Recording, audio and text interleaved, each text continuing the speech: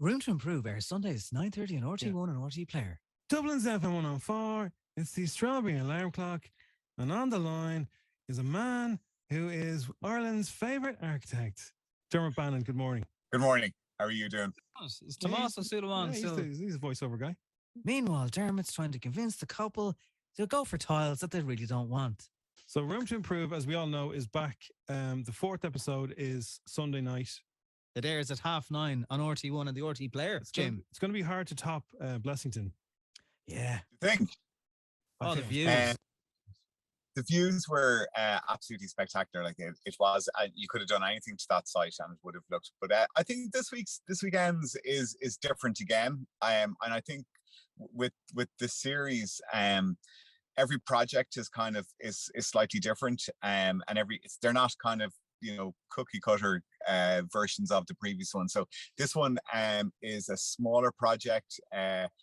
There's no extension onto it. It's very, very different, but it's actually one of my favorites. It's a really nice show. I loved on the last episode as well. Irish people, they don't necessarily want you to come into their house to see how different it is. Someone who lives on the edge of a cliff or whatever. Yet you did manage to get into that house in Wicklow, but your man said, not that I'd be revealing the price now or anything, but it was nearly half what you said there, Dermot. Why are we so cagey about these things? He revealed it completely, didn't he? 700 divided by 2. Yeah, roughly about half that. Okay, I can do that. I know I'm not known for being great at figures, but I could do that one. And are people the same when you ask them, which you kind of have to, what's your budget? They can be. Look, I suppose people will always hold a little bit in reserve. They don't want to because I think, look, they know that the way building industry is, that prices can fluctuate, but they also know themselves that there'll be something along the way that they'll want to buy or that they'll fall in love with, and they want to know that they have a little bit of money in their back pocket for that. So they'll always hold back a little bit. And I've never met a client who doesn't do that. So when you hear 250 maximum, that's all we do, nothing else, that's all we have. You hear 350 maybe. No, I hear 250, Jim-Jim. Okay. Of course. So what is like? Obviously, the show, people watch the show, and it's like lotto style houses. For people listening this morning who are trying to put in a bid on a house, or maybe they've been lucky on a bid, what would you recommend if you're thinking about Budget Bannon here now? Different kind of show. What a new show, Budget Bannon. Budget Bannon. Yeah. What room would you recommend young couples start on first? Like if you're doing it bit by bit and. Oh, I suppose, look, it depends on how much money. And that's it's a good question, because actually, if you don't have a lot of money and like the main room that you want to do is the kitchen, that's where people hang out and that's where people spend most of their time. But it's actually one of the most expensive rooms to do.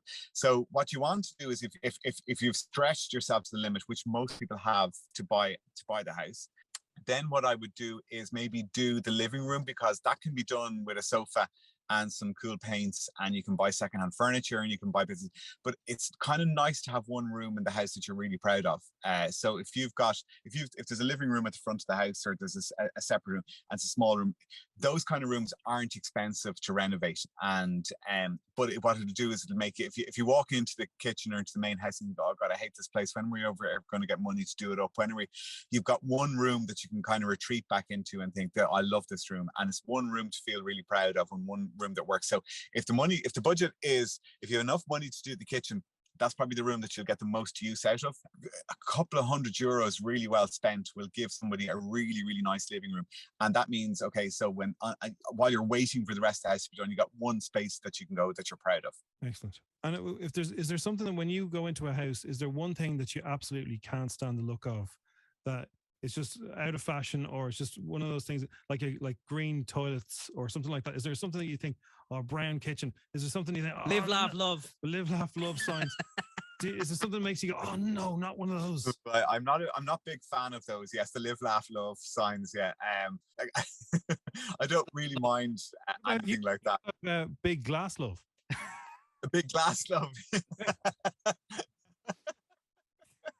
Written on the actual glass. Oh yeah. I suppose what annoys me is that if you kind of walk into a house and the front room that's never being used, or it's only used at nighttime, is flooded with light, and it's a really lovely, warm, bright room, and then they're all huddled around the kitchen at the back, and they never thought to put in a set of double doors or something that connects the two rooms. So I think it's people kind of not understanding how good their house is and where the nice spaces are, and then huddling themselves into the really, really kind of brutal spaces, and then not. And the saying goes, like the home offices, if you're working from home 5 days a week, 6 days a week, you're going to be your home office is going to be the most important place in the house, and it's not treated like that. I've noticed, Dermot, that all your QSs on the show, and I don't know if it's your input or not, have been women so far. It's even since you graduated. Really, really good observation, Nobby.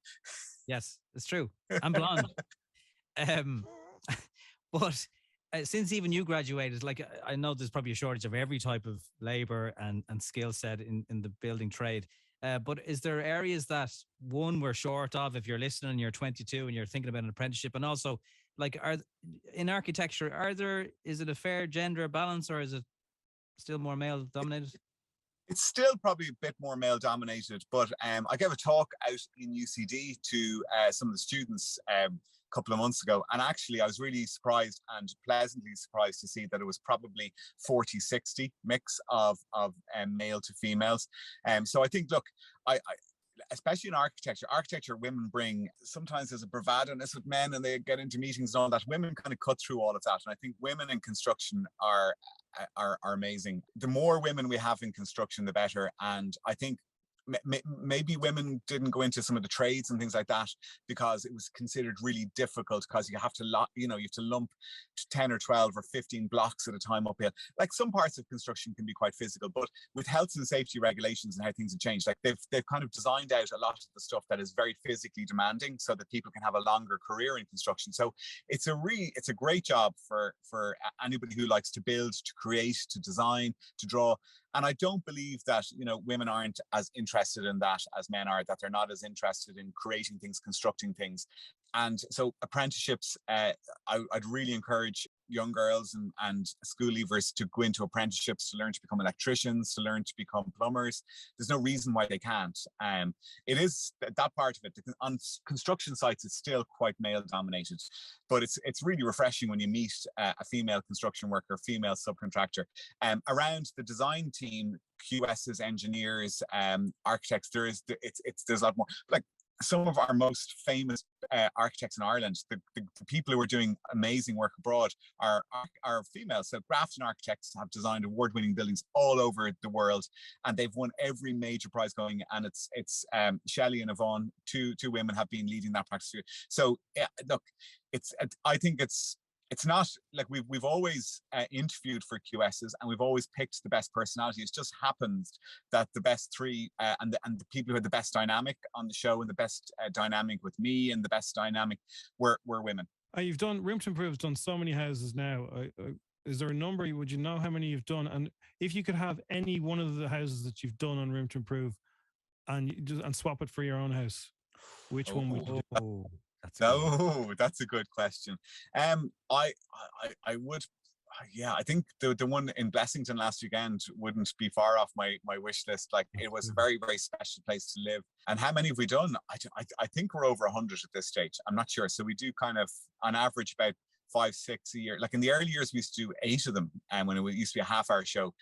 So we've been going we're season 13 now. So yeah, I'd say we're close to the 100. I've never counted them. That's probably when I get a little bit of time, I'll spend an afternoon doing that. My neighbours are friends with the people whose house you did in Sutton in a place called Offington, and still all the house parties on that road are in their house. Are they? Well, that's because Hannah and James, who lived in the house, are probably those kind of people. Hannah and James were, and I'd go to one of their parties if they were throwing them. I'd say they are amazing hosts, and actually. Last weekend, Laura from Hoth, who was episode number 2 this year, she opened up the doors to raise money for Ukraine. So she's one of those people as well who loves having people around and designed the house to have people around and for other people. But I'm not surprised that that's where everybody congregates on the street. Okay. Well, episode 4 is this Sunday night, 9:30. RTE One is also be on the player as well. And then there's this finale episode next week with a twist. We don't know, but something. Will I give you a little bit of a clue? Go on for the crack. Go on. It's a different departure, and it was brilliant crack to make it. And it involves a few characters in it. Okay. Well, Dermot Bannon, it's been great to talk to you again, as always, and keep on improving the rooms. Yes, Jim. Keep on improving That's the how you rooms. sign off with Dermo. The Strawberry Alarm Clock. On FM 104.